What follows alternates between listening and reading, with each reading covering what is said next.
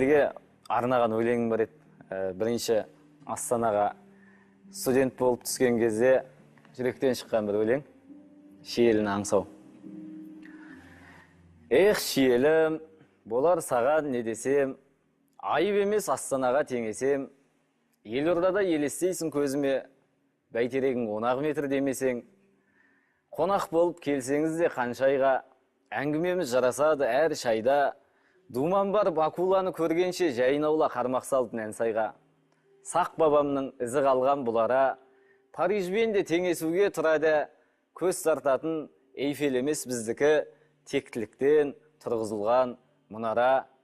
Жаназардың жарқылдаса қылышы, Жақаевтың жайқалған ақ күріші, мықтылардан кім шықты емес бұл жерден, кім шықпады деп сұраңыз, дұрысы. Нар тұлғалы, нарта яқын кешегі, Мұстафатам түркілердің көсемі, желмаямен жері ұйықты іздеген, Асан қайғы жатқан мекен осы еді. Асан баба бар қазақтың батыры, басыңызға қонған екен бақ ірі, жері ұйықты өмір бойы іздебең, жерленгенде тауыпсыз ғой, ақыры. Балдай жағып, уран дейтін уыда, таңдай қағып Тартоғайдың нуына, түріктердің теңізіне телмірмей шомылыңыз Бәйгеғұмның суына.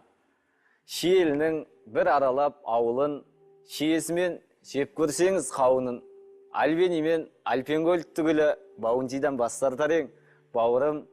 Айтқын келсе мақтаныштың жырығып, қайтқын келсе рахаттанып тынығып, шекарасып, әуре болмай шетелге, Шиеліге келсең болды қыдырып.